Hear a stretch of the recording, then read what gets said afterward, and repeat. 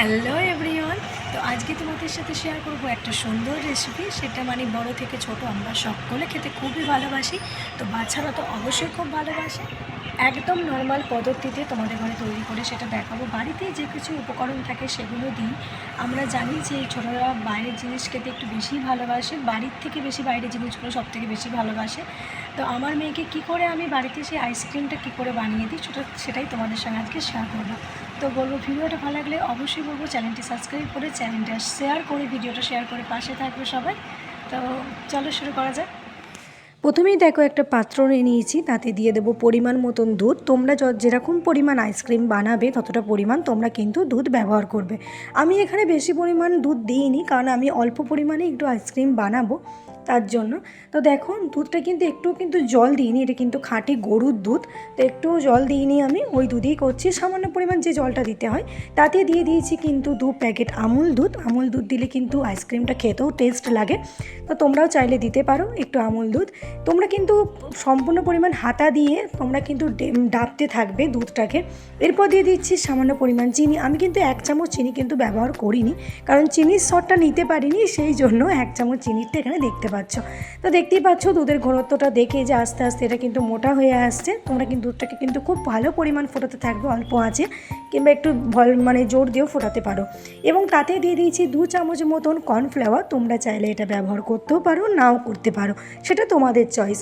কিন্তু কর্নফ্লাওয়ার দিলে একটু ক্রিমনেস আসে আইসক্রিমে এবং খেতেও খুব টেস্ট লাগে, সেই জন্য আমি কর্নফ্লাওয়ারটা দিয়েছি। তো কর্নফ্লাওয়ারটা দেওয়ার পর দেখতেই পাচ্ছ দুধটা আরও বেশি ঘনত্বটা হয়ে গেছে, কারণ কর্নফ্লাওয়ার দেওয়ার পর একটুখানি দুধটা আরও বেশি মোটা হয়ে যায়। কর্নফ্লাওয়ার কিন্তু তোমরা কিন্তু একটু শেষের দিকে দেবে। তো দেখো এখানে সব কিছু দেওয়ার পর একটু 2 দানা মতন দুটো এলাচ দিয়ে দিচ্ছি, কারণ এলাচের ফ্লেভারটা আমার খুব ভালো লাগে।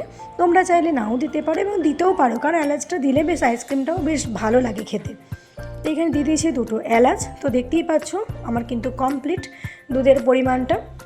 দেখতেই পাচ্ছ দুধ যতটা নিয়েছিলাম কতটা পরিমাণ কমে গেছে, একটুখানি হয়ে গেছে।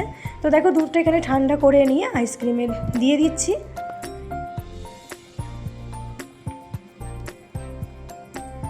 তো এখানে দেওয়া কমপ্লিট। এবার এটাকে স্টোর করে নেব, ঢাকনাগুলো লাগিয়ে দিয়ে এরপর এটাকে ফ্রিজে স্টোর করে নেব। তোমরা কিন্তু অবশ্যই কিন্তু কমেন্ট করে জানাবে তোমরা এই পদ্ধতিতে আইসক্রিম করে তোমাদের আইসক্রিমটা কেমন লাগলো। তো দেখো ফ্রিজে দিয়ে দিলাম আইসক্রিমটা, পরের দিন সকালবেলা তোমাদের সাথে খুলে এটা শেয়ার করব। তো চলো 24 ঘন্টা ওভার হয়ে গেছে, পরের দিন এটা তোমাদের সাথে খুলে শেয়ার করা যাক। তো দেখো এটা আমি বাটিতে নিয়ে নিয়েছি, কারণ মেয়েটাকে অতটা পরিমাণ আইসক্রিম আমি দেবো না।